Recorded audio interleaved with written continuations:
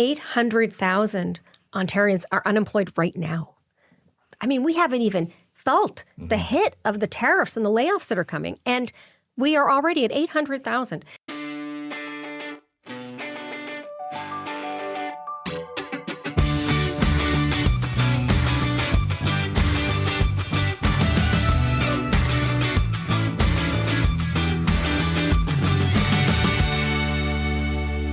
Welcome to another episode of Closer Look across the Village Media Network on this Wednesday, the 8th day of October, 2025. We're very excited to welcome a rare in-studio guest tonight. Ontario NDP leader Marit Stiles is visiting Sault Ste. Marie and has graciously taken some time to stop by our Queen Street studios. Marit, welcome to the show. Great to see you as always. Great to be here. It's nice to be in studio in real life with both of you. Well, and we were talking about that when you walked in. You're our first in-studio guest.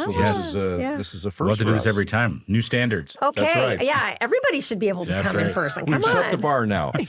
Okay, let's jump right in. Marit, because you're here in the Soo, we're going to start with a bit of a local question. Last month, Sault Ste. Marie's MPP Chris Scott was charged with spousal assault and promptly booted from Doug Ford's caucus. He's now sitting as an independent, and he's intent on not resigning. What do you say about that? What do you think he should be doing?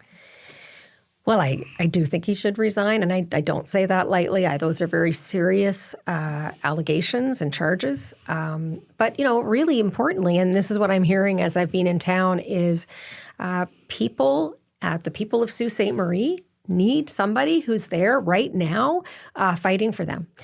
Because, look, we've got people on strike all across the city. We've got a real threat, of course, layoffs at Algoma. We need a person here at the provincial level who is on top of that. And so I'm really concerned about it. And, I was coming anyways, but it's one of the reasons I'm here is I really do believe that we need a strong provincial voice. And so I will be that voice in the meantime, if I have to, because we need to bring the concerns of Sault Ste. Marie folks back to Toronto, and we need to make sure that the government is taking action now. Is it even more frustrating because of how close that election was here locally? Lisa Vezo-Allen was the local candidate. I think she lost by 114 votes in the end. Is it extra frustrating because of that?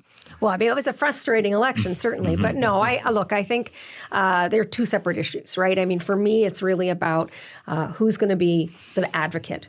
And certainly, no question, a lot of people probably voted for the government MPP thinking, okay, he's in the government, he's going to help us deliver some stuff. But, that's not really how these things work anyways, actually. It's also really helpful to have somebody who's going to be just a strong voice for the community. But right now, that is absolutely missing. Have you talked to Lisa? Would she run again if there's a by-election?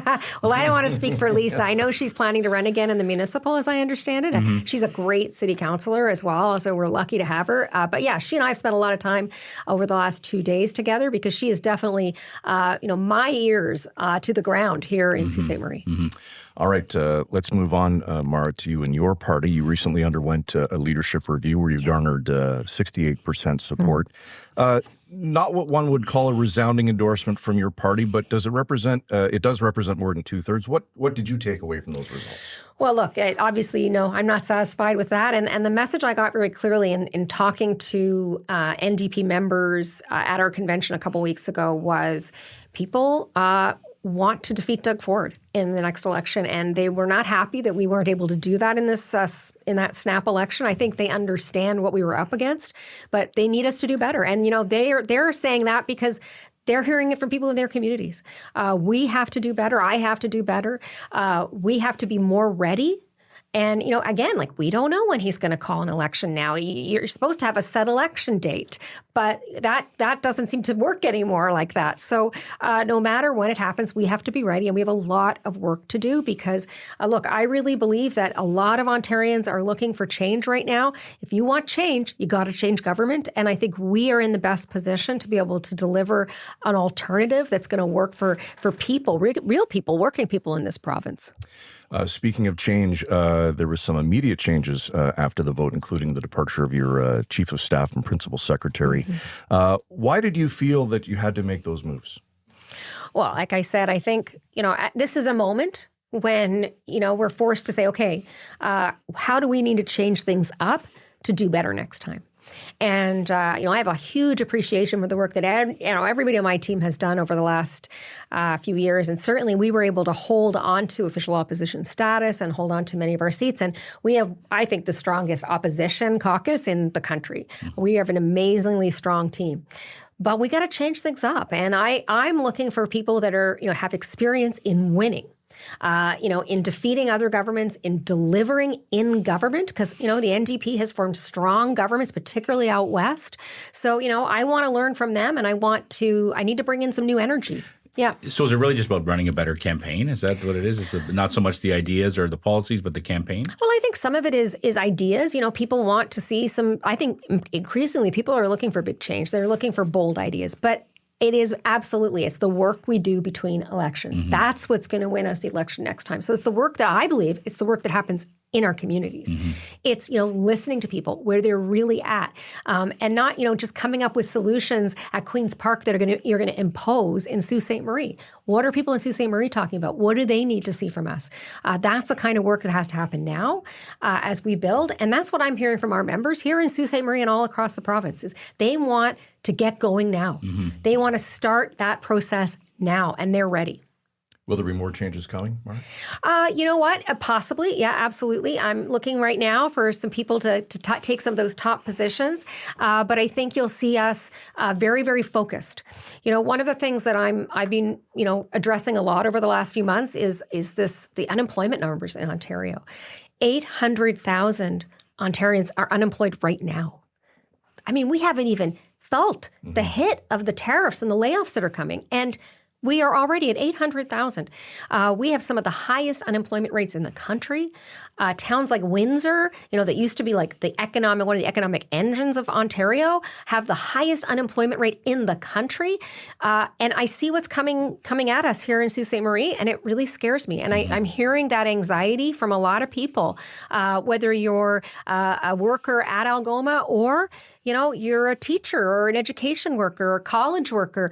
We're all going to be impacted. And so I'm really concerned about that because I don't see a strategy from the government. There's a lot of talk. There's a lot of stunts right now. I'm going to say it, but I really don't see a strategy. And what would the strategy be? Because we're all concerned that you use this community as an example, pending layoffs at Algoma Steel. Right. What's the right strategy? Well, I was actually meeting this morning with the Labour Council here in Sault Ste. Marie, including folks from the steelworkers.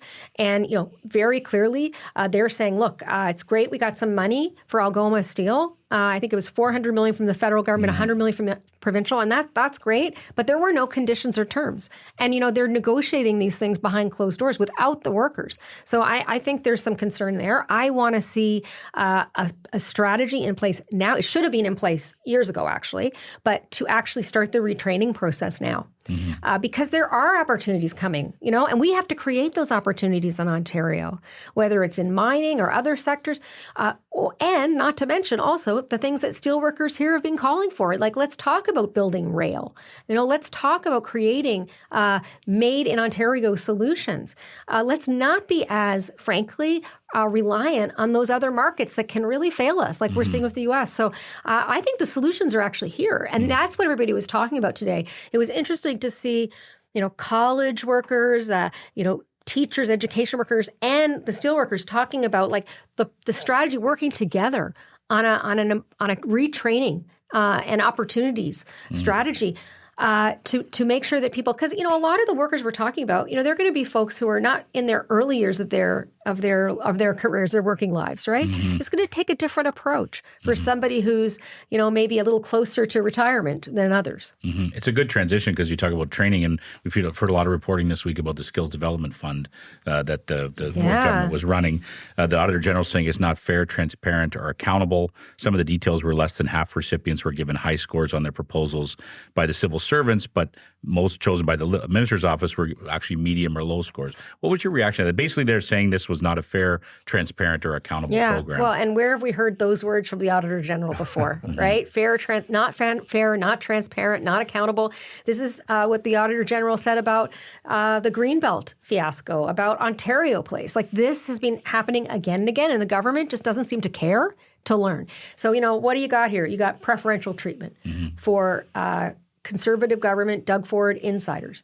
By the way, shout out to the Trillium folks. Which is my next question. Right, for doing amazing work on this. But it's not easy to do that because it's not a transparent process. And so we know now that, absolutely these contracts, and I believe, by the way, in the Skills Development Fund. I think that's an important opportunity to retrain people, to build skills. That's what we need to be doing. But the idea that, somebody's hard-earned tax dollars are being misspent, are being spent to, bolster the fortunes, make, some insider lobbyists rich, and we don't even know who's getting trained. We don't know what the outcomes are. That's concerning to me. And it's got the Minister of Labor's hands all over it, which everybody should be worried about. And can I ask you about that reporting this morning from the Trillium, talking about the Labor Minister actually was at a wedding of a close friend, a lobbyist, and his office had given that lobbyist clients millions of dollars from this fund. Does that concern you? Oh, absolutely. I think that's, look, that really concerns me. First of all, that minister, it's his staff, it's him who has the final sign-off on how those hundreds of millions, billions of dollars in funds actually that are being given away, and he is directly linked to that. And now we know that projects that were ranked low to medium priority bumped up because they were what? Is that because they were connected to these lobbyists who are inviting that minister to some, I'm going to say pretty fancy wedding. Not everybody gets married in Paris in front of the Arc de Triomphe during Fashion Week. Scott did. Oh, really? No, I didn't. Wow. Well, yeah. No, it's a bit like, and you can't make this stuff up, right? But look, the point is that those are people who are making money off of this government's decisions. And when the government is making decisions that are not in the best interests of Ontarians and they're not respecting the taxpayer, we got a problem. But through all of that, Doug Ford seems to be in cruise control, right? Another majority victory. The Liberals now suddenly without a leader in your party was actually down on both seats in popular vote in the last election. So how do you possibly begin to turn that all around? Well, Liberals are going through a process again. They're sort of soul searching, figuring out who they are. Look, I look at it like this. In the last election, I think we were facing Ontario and Canada. We were facing some of the biggest threats to our economy, to our sovereignty. I know why people, want to have some stability right now. I get that. I think, unfortunately, that though what Doug Ford talked about doing and what he promised he was going to do and what people were counting on him to do coming out of that election is not what we're seeing now. And the proof is in the pudding, right? Look at how we don't have a plan here in Sault Ste. Marie. Look at how those Skills Development Fund dollars, which are essential to retraining for the future, how that's being misspent.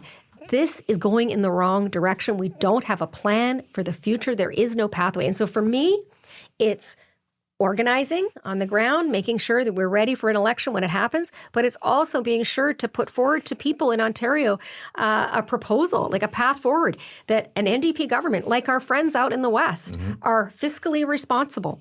We're not going to abuse those tax dollars. We're going to take not $1 for granted, and we're going to make sure it's going into places that directly impact workers. And that means listening to people. I was shocked, frankly, that when I heard today that the union, that the steelworkers were not consulted at all or brought into the conversations with the company and the government about getting those hundreds of millions of dollars. Like, they're the people who are going to be losing their jobs, and nobody's talking to them. Nobody's listening to them. That is really concerning to me. That's a great point. Marit, I want to ask you, just sticking with this fund as well, you heard, I'm sure, Premier Ford's comments. He was asked, because you called it a corrupt program, and he was asked about that, and his response was, I'm going to read it to you. The NDP have no solutions. All they believe in is taxing people. That's what they believe in, and it's ironic, the NDP, when they have the public sector union sending them over opportunities of funding through commercials and everything else, that's the pot calling the kettle black. Wow. Where do you begin? Look, I don't know what he's talking about, and that's been Doug lately. That's been Doug Ford lately, right? It's been pouring out the Crown Royal and eating an ice cream on television and throwing out all these things that to me, that's not addressing the issue. Answer the question. The question is, and the issue is, was there preferential treatment the Auditor General says there sure was. What is he going to do about it? Is he going to stop this, or is this just how business is done in Doug Ford, Ontario? And I will say too, I take that as a deep insult. I am not the one flying out to Paris for some lobbyist wedding, okay? And I won't be doing that, and neither will any of my colleagues. Most of the people that I work with in our team of MPPs, we are working people. We come out of all kinds of sectors. We respect working people, and we respect the taxpayer. And he ran on that. And here we go again, scandal after scandal. So, I'd say, Doug, do the work, step up, listen to working people, and clean up your act. I do want to ask you, because we've had people suggest that there's some distraction going on here. We talk about the big issues that we should be focused on, and yet we're talking about speed cameras in communities. Yeah. And it's just, and we've had a lot of people on our podcast talking about this issue. What do you make of that? I mean, why is this suddenly something that we're so interested in when it seems to be working in communities around Ontario? Yeah, I mean, I think this is a distraction. I think, Doug Ford and his government, they're looking at ways to distract from the big issue. The reality in Ontario right now, what most people are thinking about is 800,000 Ontarians without jobs. And it's just the beginning. So that's what people are concerned about. They're concerned about the fact that, here in the Soo, you might be losing your job and you don't have a doctor, right? So that's what people are concerned about. And I think that Doug Ford doesn't have the solutions. And that's why he is out there with distractions like the speed cameras. Look, I know it's a pain to get a ticket when you're speeding just a little bit, maybe. But the truth is that, we need tools, right? And municipalities need tools to be able to make sure that people aren't, are safe. And that's one of the tools we have. And I think that, he was even applauding the fact that, speed cameras were being pulled down in Toronto. And I said, look, the premier should not be congratulating people for that, right? That's not okay. That's public property. We pay for that. So I think it's a distraction. And I think that, he should be looking to actually, help keep people safe and not taking away the tools we have. Your thoughts on the 401 tunnel? Another distraction? Or I don't understand the premier's obsession with this. I mean, everything we know now is that it's a terrible idea. All the experts have already told them multiple times that this will not work, that it's not the best way to address there are real congestion issues around the GTA, and that is important for our economy. But, the solutions are not giant tunnel under a big highway in a place where it's just never going to work. This is like a biggest boondoggle. So, what I want to see is he was asked by the Prime Minister, for some nation-building projects. Right. He included that tunnel as one of them. He included that spa in downtown Toronto as one of them. Why don't we talk about housing? Affordable housing for people. Why don't we talk about, roads? Why don't we talk about northern roads? Right. I mean, my goodness. Let's talk about how we could save some actual lives in northern Ontario, by the way, by fixing up our highways, having safer highways. I think, again, the government's priorities are all wrong. And I always look at those situations. I think, who's actually making money off it? Because increasingly, that's what I do is follow the dollars. Which lobbyists, which private companies are going to make all the money off that? That's what's concerning me. I do want to ask you about healthcare a little bit too. It's obviously a subject we talk about all the time, but we recently had Hazel Vanderwerken on our podcast. She's the mother of Finley Vanderwerken, who passed away in Oakville while waiting at the emergency room for more than 8 hours. And his case has kind of been sort of a flashpoint for all the issues that we're dealing with in emergency rooms right now. Had you won this past election, what would have changed under your government? And if you do win next time, what are you hoping to fix for emergency rooms in particular? Well, I talked to her as well, and one of the things that she's proposing and they're talking about is, actually setting a minimum number of hours that a young person can or a child can wait in emergency. And I think that's the kind of thing we have to do. It's the same thing another good one would be doing what they did in British Columbia and actually saying, okay, nurses can only see this many patients at a time, a nurse-patient ratio. This is a way of saying to hospitals and to the healthcare system as a whole, if we're going to achieve that, which is what we need to achieve to make sure people are getting good healthcare when they need it, where they need it, we have to put sort of standards in place like that, and then we have to fund it appropriately. And right now, I mean, I was at the hospital here in Sault Ste. Marie yesterday, meeting with the CEO, and I was they're very concerned. I mean, they're doing some really great things. They're really trying to address some of the, I think in the summer when I was here, they were in a real crisis in the emergency room, but they're trying really hard to address that. But the fact is that the system is not working well. Some of that is because we're not putting our healthcare dollars in the right places, I think. And so, what would be different? It would be a patient-focused approach to delivering healthcare, where we put our dollars in the place, like in our public healthcare system, where we know we're going to get the best bang for our buck, and that's also focused on making sure that those healthcare workers are supported. Because some of what we're seeing is that people are burning out. They're burning out. They're leaving. And so that shortage is getting worse and not better. And we're seeing that in the education system as well. We've also talked in this podcast about the escalating violence we're seeing in Ontario schools. We talk to any teacher or educational assistant these days. It's a major concern. So you have both those major public sectors dealing with burnout because of the same issues. 100%. I was just meeting this morning with the Labour Council with a lot of education workers. And, when I was elected back in 2018, I was the education critic or shadow minister for the NDP at the time. And the first meetings I had with education workers they said our number one issue is violence in the workplace, in the classroom. And the violence that they experience is violence that the kids experience. So here we are, 8 years in, and it hasn't changed. It hasn't gotten better. Why? Because class sizes have grown. Even in small communities, we don't have enough educational assistants supporting kids who are struggling in our classrooms. We don't have enough teachers. We don't have the mental health resources and supports that kids need. And that's all they're calling for. If we were to just simply address that problem, we would not have the situation we have right now. And we wouldn't have people burning out and never coming back. And so what's happening is it's compounding.